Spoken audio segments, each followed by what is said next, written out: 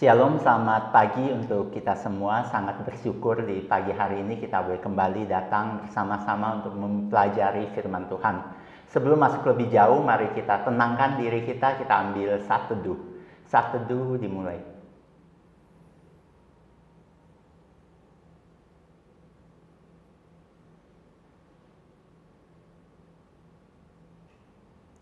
Saat teduh selesai. Saat ini kita mau bersama-sama, kita mau naikkan satu pujian, yaitu Hidup Bagi Kristus. Kita nyanyikan pujian ini bersama-sama.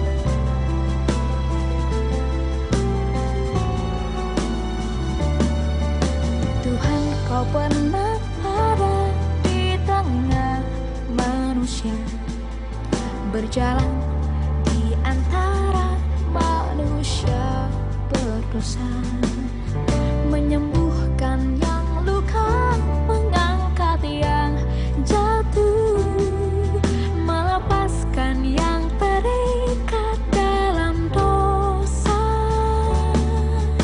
Tuhan, telah ku rasakan indahnya kasih-Mu, tak mungkin hanya ku simpan berdiam diri. Bawalah aku berjalan di tengah dunia-Mu, buatlah aku hidup hanya untuk-Mu. Hidup bagi Kristus hanya mungkin karena kasih-Mu. Hidup bagi Kristus hanya mungkin karena anugerah, mengasihi yang Dia kasihi, melakukan yang Dia kerjakan. Ku mau hidup bagi Kristus.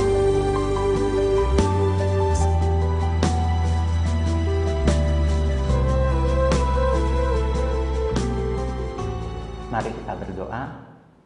Tuhan, kami bersyukur pada saat ini kami boleh kembali datang. Kami mau menyerahkan waktu pembelajaran firman kami ke dalam tangan pimpinan Tuhan. Hanya di dalam nama Tuhan kami, Yesus Kristus, kami berdoa dan mengucap syukur. Amin.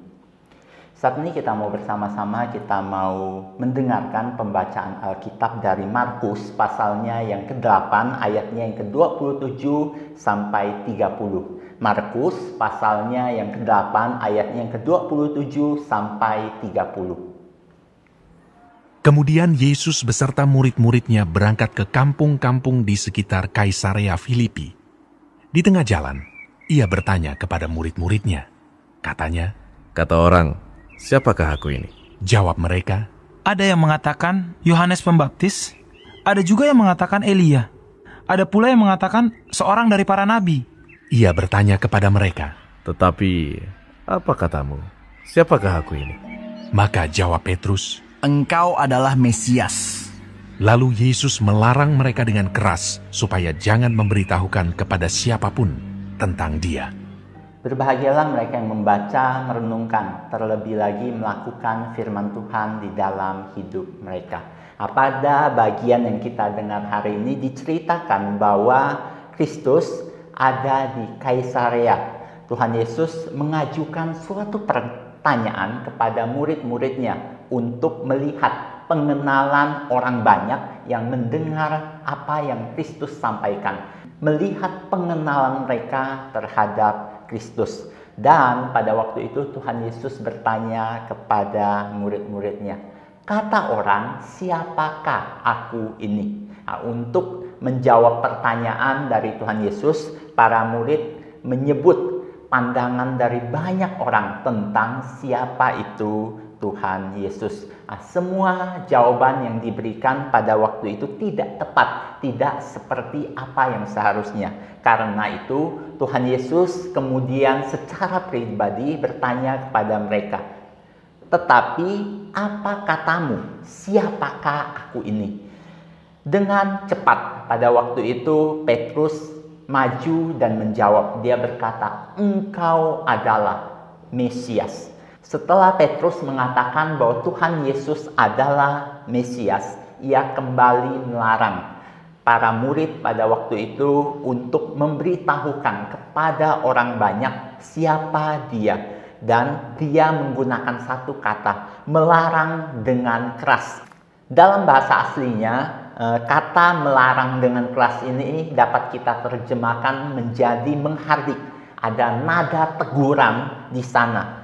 Sejenak jika kita melihat di sini, kita diajak berpikir bahwa kemungkinan ada yang salah dari apa yang disampaikan oleh Petrus. Sehingga pada waktu itu Tuhan Yesus perlu menghardik dan menegur mereka dengan keras. Memang ada yang salah dari apa yang dijawab oleh para murid, termasuk Petrus. Para murid ditegur karena mereka memahami kemesiasan Tuhan Yesus secara politis. Mereka menganggap Tuhan Yesus datang untuk menjadi seorang pemimpin politik. Karena sebenarnya kedatangan dari Kristus bukan untuk itu. Tuhan Yesus datang bukan untuk menjadi pemimpin politik, namun untuk menyelamatkan manusia atau dunia dari dosa dan melayakkan manusia masuk dalam kerajaan Allah. Apa yang dapat kita pelajari dari bagian ini? Bagian ini mengajarkan kita untuk mengenal Kristus dengan benar. Seringkali kita lebih ingin mengenal Kristus secara dangkal. Kita lebih sering melakukan kesalahan-kesalahan dalam mengenal siapa itu Kristus. Kita terfokus pada kepentingan diri sendiri. Seperti para murid, mereka mengharapkan Mesias yang datang menjadi pemimpin politik dan menyelamatkan mereka dari penjajahan. Tapi Kristus datang bukan untuk itu. Kristus datang bukan untuk sesuatu yang sementara, tapi untuk sesuatu yang kekal. Akhirnya ini boleh menjadi berkat untuk kita semua. Mari kita berdoa.